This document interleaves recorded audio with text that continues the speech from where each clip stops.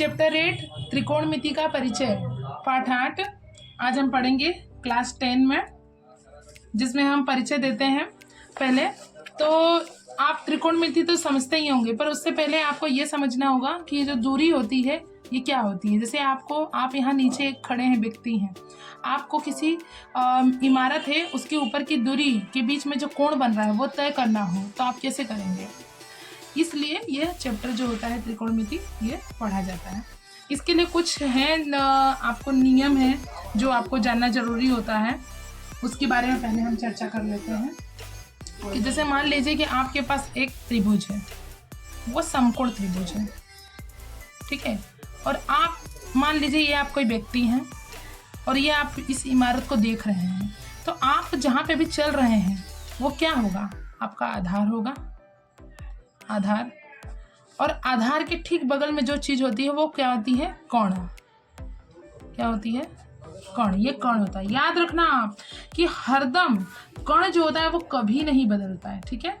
कोण कभी नहीं बदलता है, बल्कि आधार और लंबाई बदल जाते हैं। और एक चीज और कि मान लिया हमने इसका नाम दिया ए और ये तो बी होगा क्योंकि यहाँ पे समकोण बन रहा है, और ये सी। अगर मान लिया सी कोण है तो सी कोण जो होगा उसके ठीक बगल वाली रेखा जो होगी वो या तो आधार होगी या तो कोण होगी, लंबाई कभी नहीं होगी।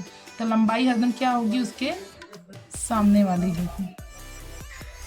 अब हम मान लिए कि हमारे पास ऐसा है कि हमें कोण सी याद करना है, यानी कि यहाँ पे ऐसा लिखा होगा कि साइन थीटा, कोस थीटा। अब एक आता है टेन थीटा, एक होता है कोसेक थीटा, एक होता है सेक थीटा, एक होता है कोट थीटा। ये सारी जानकारी आपको होनी चाहिए। ये जानकारी बेसिक है, अगर ये जानेंगे आप तभी त्रिकोणमिति का जो है आगे तक हम पढ़ पाएंगे। साइन थीटा होता क्या है पहले तो ये समझते हैं। साइन थीटा जैसे कि जो थीटा है ना, ये क्या बताता है कि वो उतने डिग्री का कोण बन रहा है। अब जैसे कि साइन थीटा, थीटा की जगह मैं ऐसा लिख दूं कि साइन ए बराबर मुझे बताओ, तब तो साइन ए बराबर बोलेंगे तो जो साइन की वैल्यू जो होती है वो हरदम क्या बनाती है, साइन थीटा बराबर होता है लंबाई बटे में कोण, ठीक है।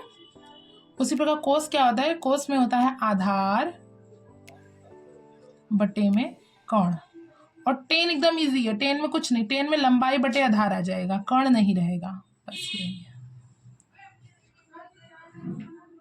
अब आपको एकदम सहज कर देते हैं। अब इसको आपको याद करने की कोई जरूरत ही नहीं है।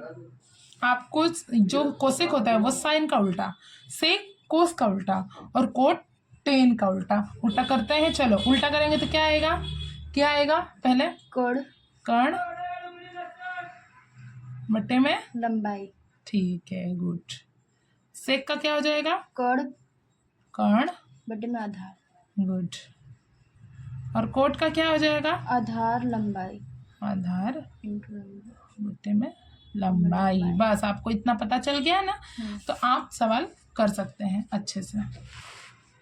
अब जैसे कि हमारे पास ऐसा है कि साइन ए बराबर, अगर आपसे किसी ने पूछा कि साइन ए बराबर बताओ कि जो साइन ए की कीमत कितनी होगी, तो साइन ए बराबर देखेंगे तो ए कहाँ है, ए रहा बिंदु, तो इसकी लंबाई कौन सी हो जाएगी, अगर ए कोण से देखा जाएगा तो लंबाई हरदम कौन सी होगी, उसके सामने वाले। भले यहाँ पे आधार दिया है, वो किसके अनुसार आधार है, सी के अनुसार आधार है, पर ए के अनुसार आधार ये हो जाएगा। एक बार हम यहाँ पे अच्छे से बना लेते हैं दूसरा, अगर हमें ए के अनुसार देखना हो तो ए बी सी, तो ए के अनुसार ये क्या हो जाएगा, आधार, सामने वाली लंबाई, ये कोण, ये तो कभी नहीं बदलेगा, नहीं बदलती, और ये क्या हो जाएगी, लंबाई, लंबाई।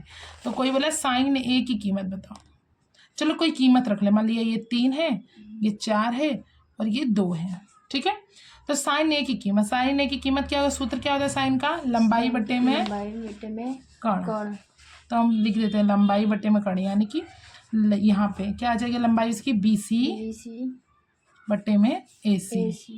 तो BC की कीमत कितनी दी है, 4 और AC 2। ठीक है। तो ये 4/2 इसकी कीमत है, काट देंगे 2 यानी 2 उत्तर आएगा।